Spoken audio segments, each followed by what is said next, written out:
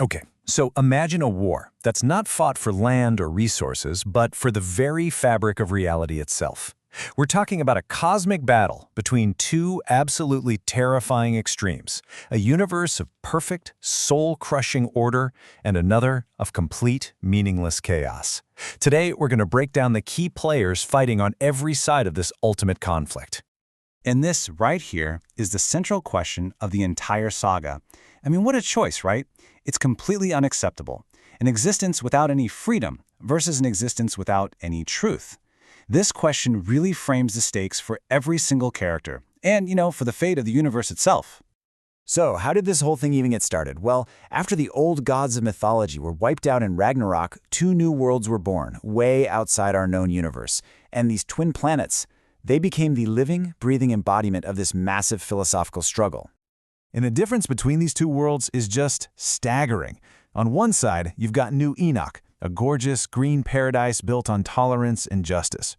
Their main city, Supertown, actually hovers above the ground just to keep the planet pristine. But on the other side, New Canaan.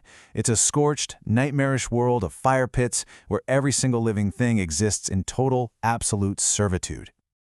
Let's dive a little deeper into New Enoch. It's ruled by the wise Overfather, and he gets his guidance from this cosmic energy called the Source, which is supposed to bind all of existence together. He's a true champion for freedom, and he's got allies like Pan the Satyr and Leshy the Forest Guardian. Their entire deal is preserving life and fighting for what's right. And you can really see their advanced, benevolent nature in their coolest piece of tech, the Uber Box. Seriously, think of it like a sentient, alien smartphone that can do, well, literally anything. It can heal the wounded, pull up any piece of information, and even rip open portals for instant travel.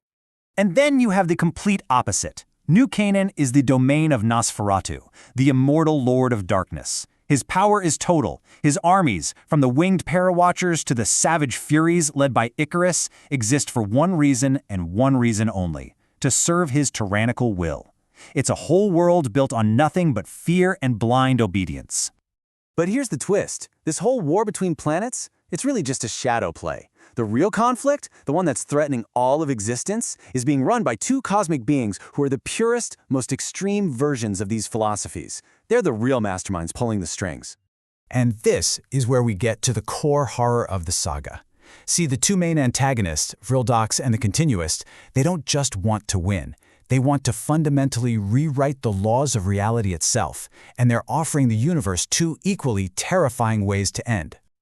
So on one hand, you've got Vrildox, the architect of order. He wants to build a cosmic prison of perfect reason, basically an existence with zero freedom. And on the other hand, you have the Continuist, the clown of chaos.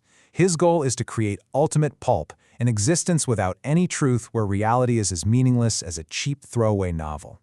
Either way, everybody else loses.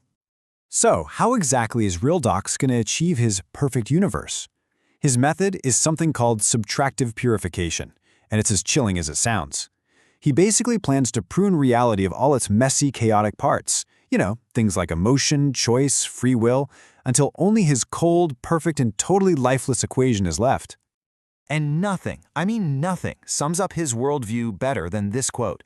To Vrildox, your ability to choose, to be unpredictable, that's not a gift. It's a systemic flaw. It's a bug in the cosmic operating system that he believes it's his duty to erase. The Continuist's method is the polar opposite, but trust me, it's just as horrifying. He calls it additive corrosion. He doesn't actually destroy things. Instead, he steals their meaning by flooding them with 1,000 contradictory histories and stories until nothing is stable and truth itself becomes impossible. And this quote, that's his whole philosophy right there. While Vrildox wants a single, unchanging truth, the Continuist believes that any kind of stability or solid meaning is the enemy.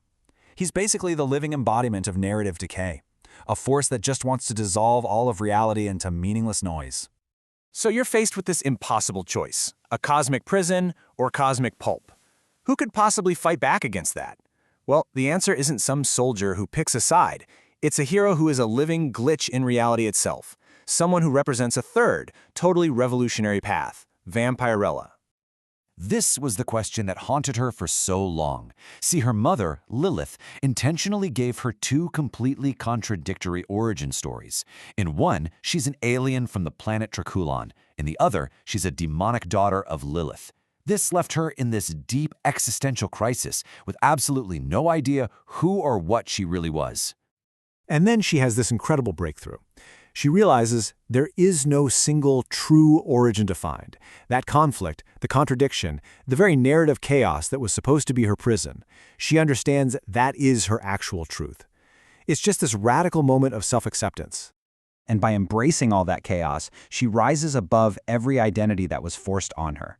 She becomes the self-begotten. She's no longer defined by where she came from, but by her own will to decide who she is going to be.